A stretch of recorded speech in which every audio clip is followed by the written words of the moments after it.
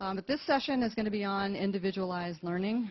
Any of us who attended the Thursday session realized pretty quickly that that meant a lot of different things to different people. And so we've got 4 great panelists here who are going to talk to us about what it means to them. And the concept of this one's going to go a little bit different from the last sessions. We're going to have you guys involved in some solution building around participatory action research. And I'm probably going to look over at Rebecca Peterson and have her say a few words about that at some point. So what I'd like to do is have the panelists get started and introduce themselves. We'll go in this order that you see here. And they are going to frame for you a burning question they have, a how might we question that we can then begin help them to solutionize around. Christy, do you want to start? Sure. So hi, I'm Christy Ford, Assistant Vice Provost at the University of Maryland University College, also known as UMUC. And I'm really excited to be a part of this conference. The opening keynote, it was good to hear the conversation that was ignited as we're kind of grappling what the issues are around personalized learning or learning in general.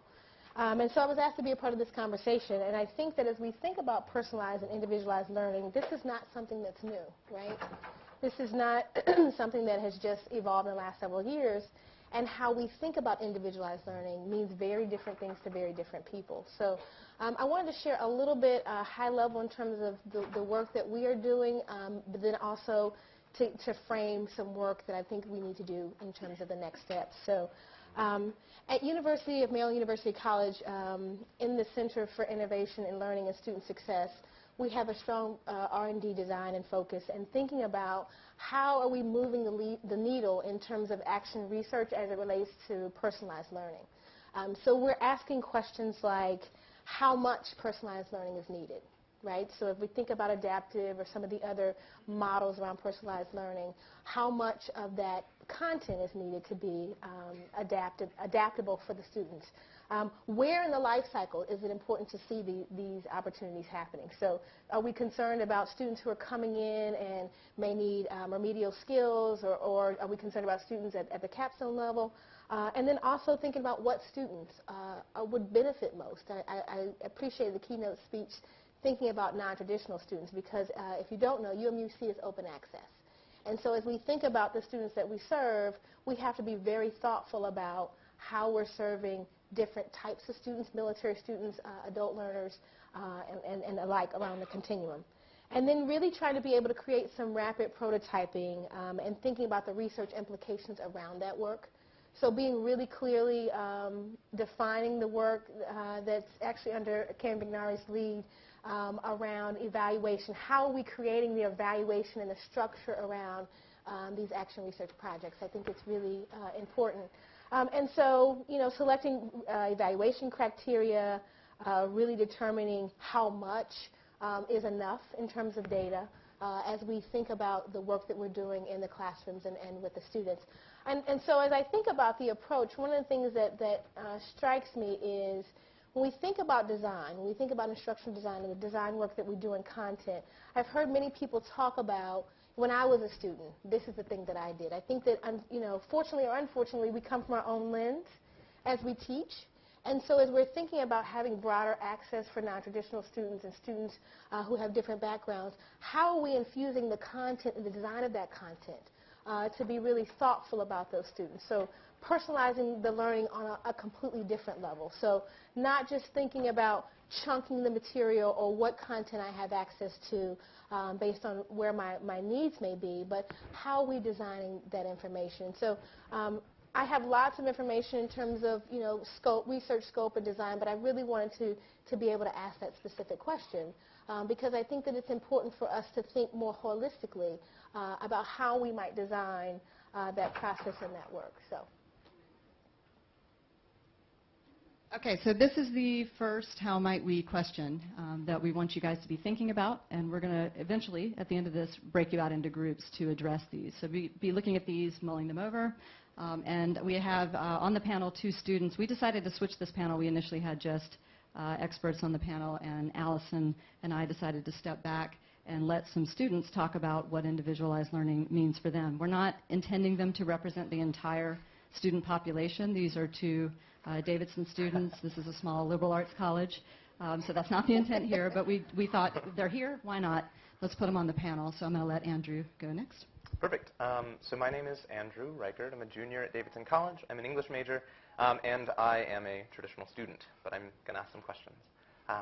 So I have a lot of cultural capital. I am qualified to be in this room. I have played some game that allows me to communicate with some people to end up on a panel right now, which is something that is an extreme privilege for me. And so, like, I know that these green pants look sexy, and I know that I need long hair if I want to go to grad school, even if it doesn't look good. And so, before I go further, I really want to thank Marcia for her presentation. Marcia. I'm just kidding. I think she put into words what we're subconsciously really aware of, and I think her use primarily of quoting students was really powerful, because students, this like disembodied student, suddenly had a voice in this conversation in that way, and it was transmuted through a slide and it was transmuted through a voice, but that was really powerful to me.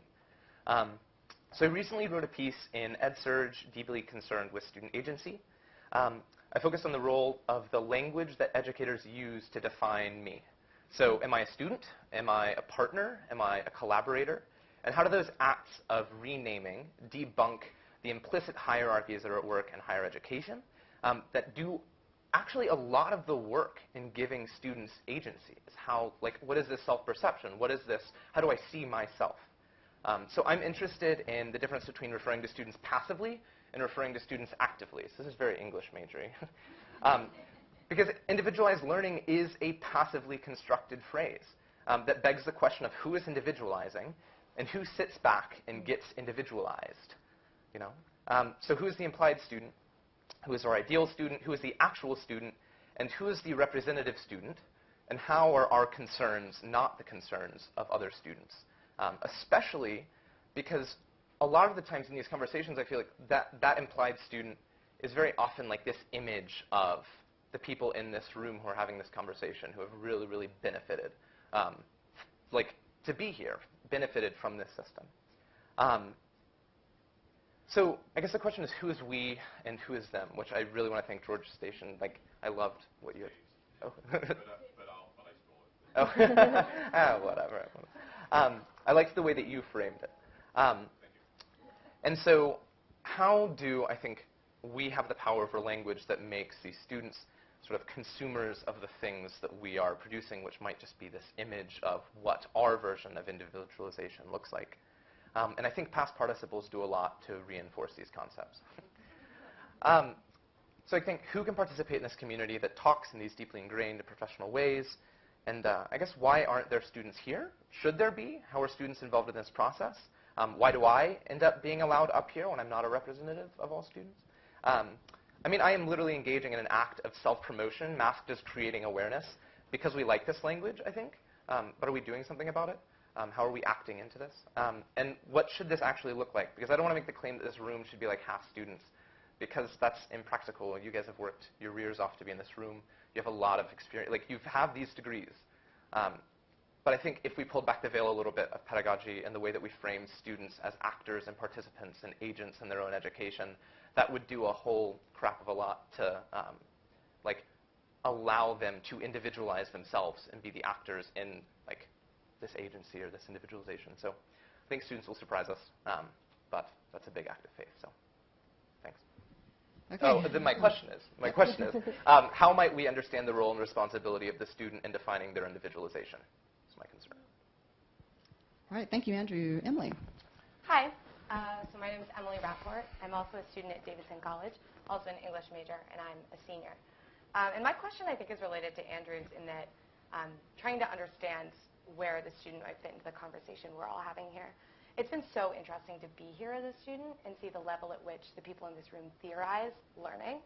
And I feel like as a student, that's not a conversation I'm often having with my peers. So my question is about student metacognition and how students are thinking about their own learning. And I'm thinking about that in the context of a space where I kind of straddle the line between student and educator. And that's in my work at Davidson's Writing Center, where I'm a peer tutor. So I help other students getting Writing Center, help students with their assignments. I thought Marcia's slide today was so interesting about the way that non-traditional students learn to understand hidden expectations, and the slide that was talking about the student who said, oh, I thought that was science, or the teacher who said that's not scientific writing, and the student who thought that that was scientific writing. And I laughed when I saw it because I go to a school that is traditional students, and not just traditional students, but like pretty elite students who came from really great educations for the most part before they came to Davidson. And I find that they're struggling with that same thing. I often feel like working as a peer tutor, I'm kind of a translator between the professor's expectation and what the student wants to write. It's a hard spot to be in. And when I do this, I try to make the tutorial session not just about editing the paper, but about kind of revealing that act of learning, right, and try to illustrate what I'm doing so that the student in the future can kind of do it themselves and understand the learning that they're doing through that process. And I find that it's really hard. It makes me kind of empathize with my teachers a little more than I might have before because it's no small task. It's hard to get students to think like that, especially with the deadline looming, and they want to come in and get some edits and be on their way. They don't really want to think about the process of learning. So this brings me to kind of two questions about student metacognition. One is about like how do you pull back the curtain for that? You know, knowing that people are thinking about learning in this way, about empowering students and about individualized learning. How do we get students to think like that on their own and kind of be cognizant of their own learning process? And my connection to that question for me is, I look at that work as a learning experience. You know, it's not something that I do as part of my formal curriculum. It's something I get paid for, which is nice. But when people ask me what my focus is as an English major, I tend to tell them that it's working at the Writing Center, even though that's not actually part of my curriculum, because that's the space where I feel like I've learned the most about writing, about teaching, and about learning, and about how power and privilege works within my institution. And I feel like that with a lot of the things I do outside the classroom. It's something I've been thinking about a lot. And I wonder how we can best maximize the learning that students do outside the classroom and get them to recognize and frame those as learning experiences. So my big question that comes from all of these is about my how might we is how might we increase a student's awareness of the learning process both inside and outside the curriculum. Great, thank you. And Candace is doing some pretty amazing work that I was lucky enough to hear about yesterday at lunch that she's going to present next, really on Yeah, you're going to do something different? Follow the same flow as the... So not do your... All right, we're going to pivot again. I will say something about the work just because it leads into my how might we question. So I'm Candace Still. I am here at Stanford University, and I was formerly at Carnegie Mellon University, where I founded a program called the Open Learning Initiative. The whole purpose of the Open Learning Initiative is to, because it's here at Stanford now too, is to bring together learning researchers with faculty who teach in the different disciplines, with software engineers, with students, with human-computer interaction experts, all with the goal of how do we create open, web-based learning environments that do two things, that support students to learn based on our current knowledge of how people learn, but also collect the data that allows us both to give the information to all the actors in the system, the students, so they can make that learning process more visible, increase their awareness so they can be choiceful about the actions they're taking to support their own learning, but also to the instructor who's supposed to be supporting all those students to learn, give them insight into the students' current knowledge state so they can make different choices about how they spend their very precious class time with their students. Give feedback to the design team that is creating the learning environment so that we can create a better learning environment that supports more students and more faculty better. And then, of course, to the learning researchers so we can refine our theories of human learning that undergird the design of the environment. We had a lot of success with that project. One of the big challenges, though, one of the power of that project, frankly, was the collaborative development process of bringing experts and students from multiple disciplines into conversations about learning, and then creating real artifacts that then could be used in multiple contexts from which we could collect the data to continuously see what's working and not working. The limitation of that project, and there were a couple, one of them was the learning science that we used to build the environments was mostly cognitive science, which got, taking these very complex tasks we want students to do identifying the cognitive skills and tasks they would need to be able to do in order to be able to achieve that complex task, and figuring out how to scaffold and support students to do that. Really powerful. We did a bunch of studies that showed we could dramatically improve learning outcomes using the technology in that way. But did we get 100% of students to be successful? No, because there are other factors that are important to student success, like all the socio-cultural, psychological factors. So now I'm working with my colleagues here, like Harold Dweck, on mindset, looking at the student's academic mindset, with Jeff Cohen looking at social belongingness and stereotype threat.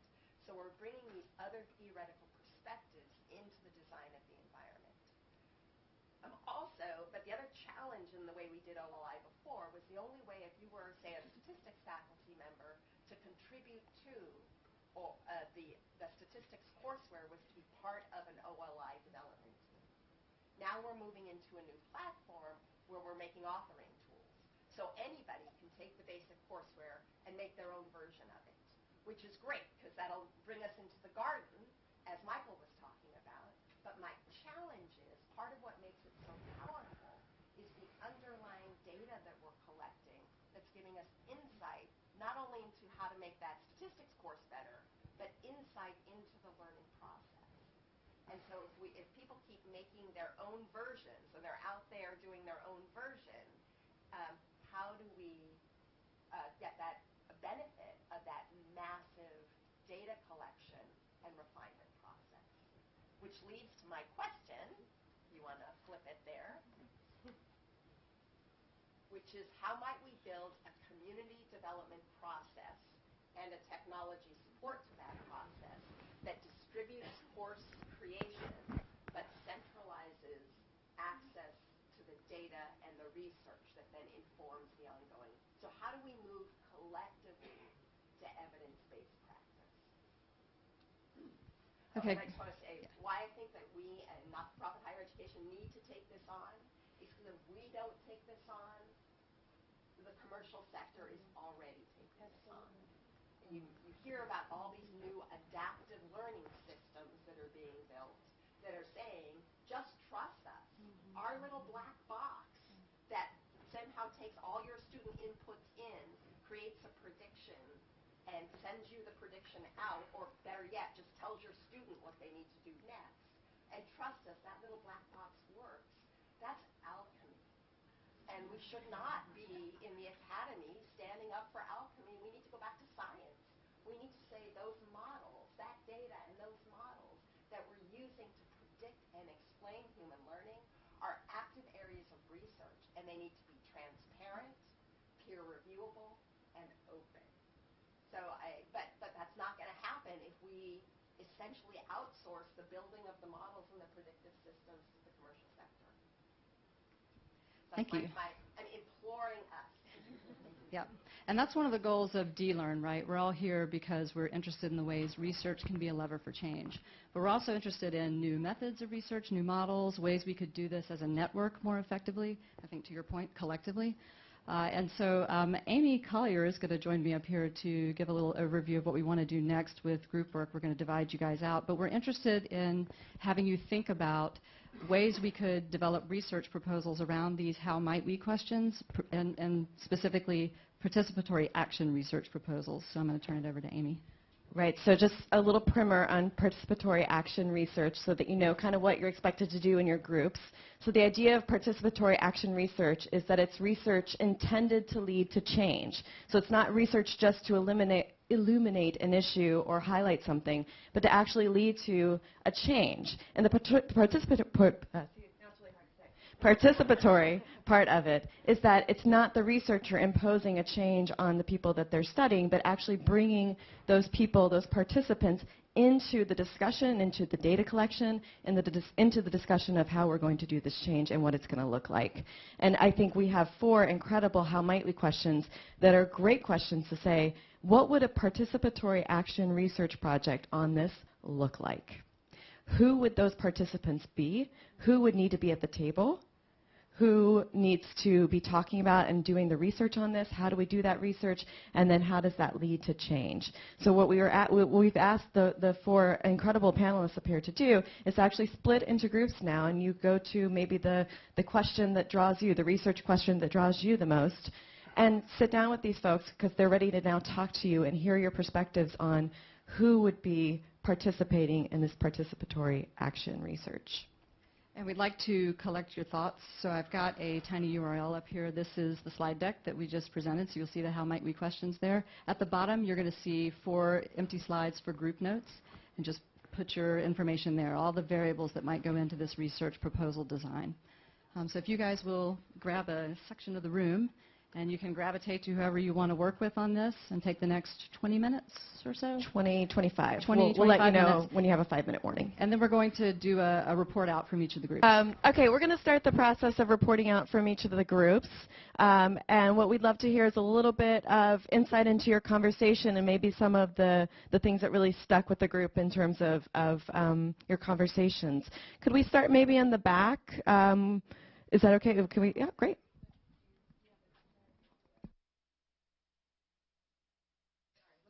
Sorry.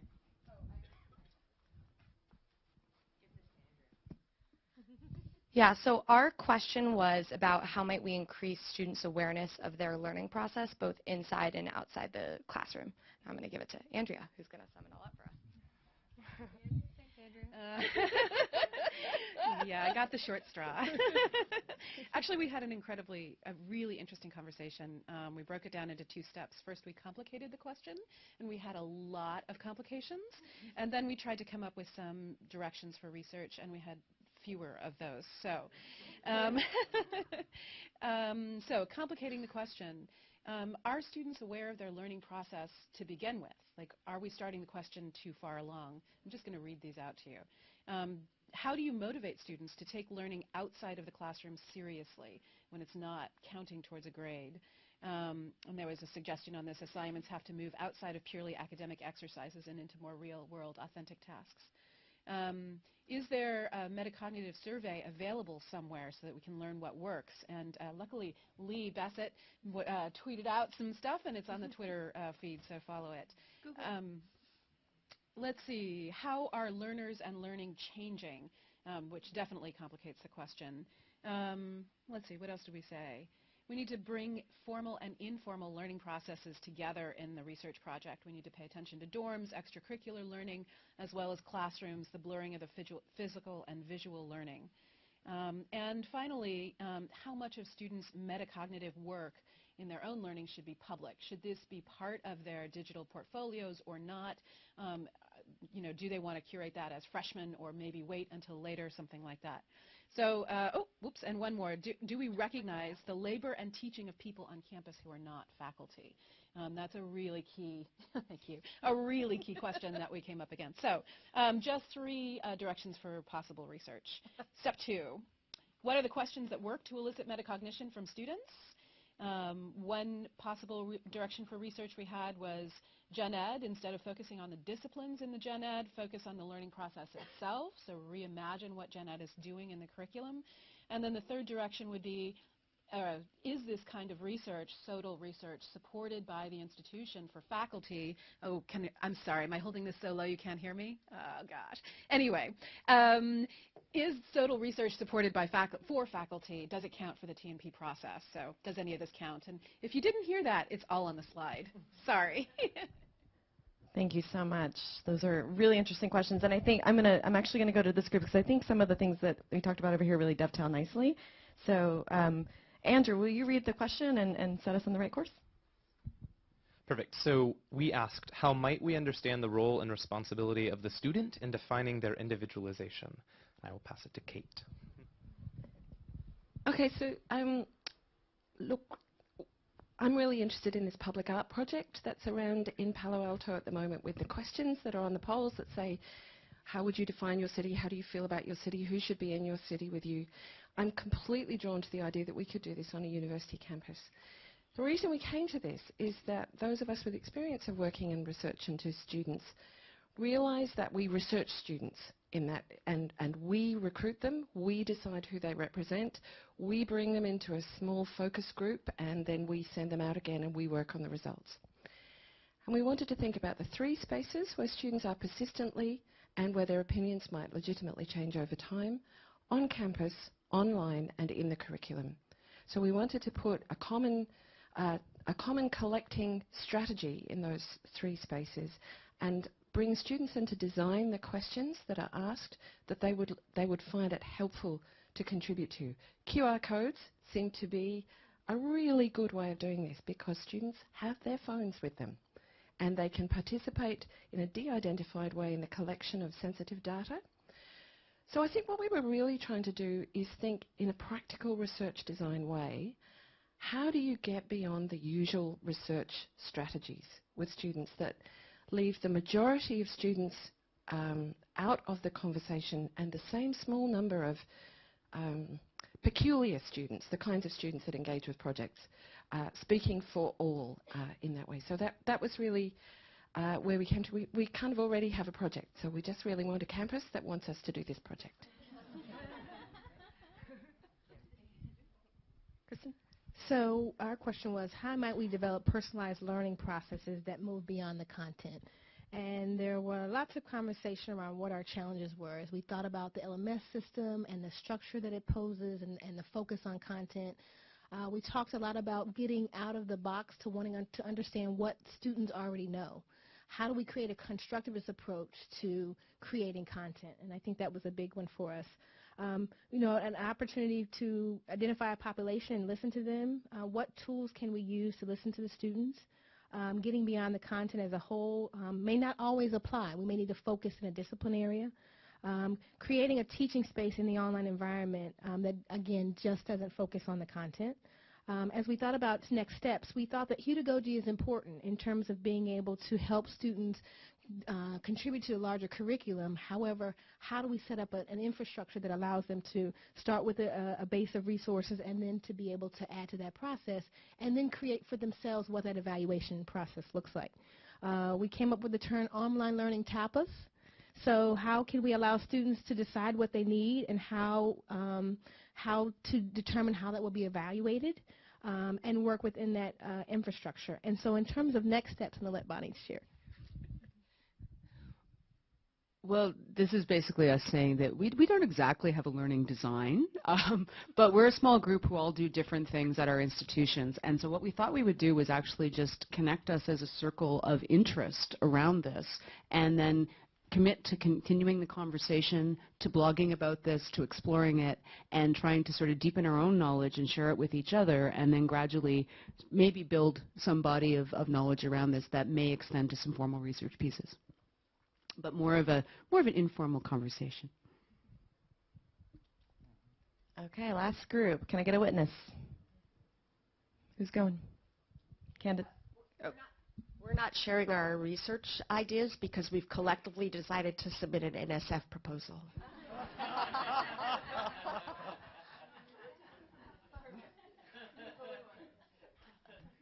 I don't know how to report out what we talked about. Does anybody want to try? I got a lot of really great suggestions. Oh,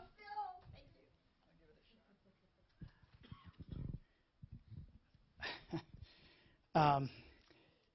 So we had a number of different threads about the problem space. One of them was around the nature of the students, and there was a discussion about whether there's actually more variation within students in a course than there might be across instances of that course with cohorts of students across institutions, and that we perhaps are focusing on the issue of across-institutional comparisons overly and failing to see the huge amount of variance that we have within our own particular environments. And that may be distracting and leads to things like, my students can't be like your students because I'm at a community college, and your students are some elite institution, and they're just a different subspecies of Homo sapiens.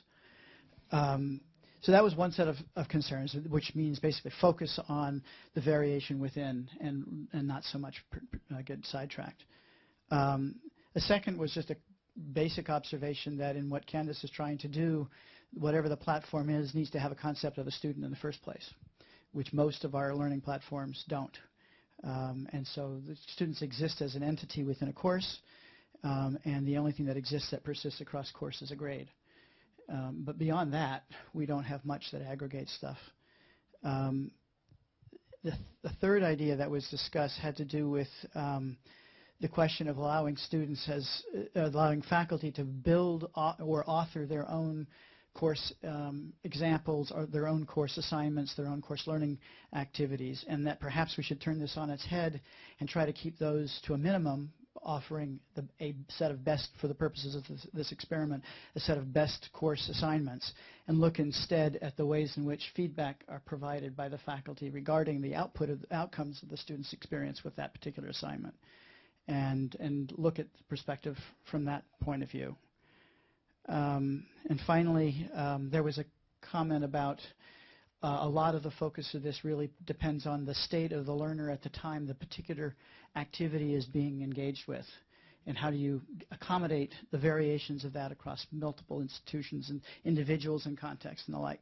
And the thought was there that we actually have more control over that than we might think by shaping the way we present that material to the student in a way that's consistent and setting the context in their own heads about the way they present it, and take that as a way of trying to equalize things. And then the future steps is simply to give Candace some money so she can build it. Great. Well, thank you. We're right on time, actually. It's lunchtime. So thanks, everybody. Hopefully this will lead to some collaborations, maybe some collective ideas moving things forward. We hope we can continue the conversation. We'll make sure we get all this information out to everyone in a little bit more digestible format. And have a good lunch.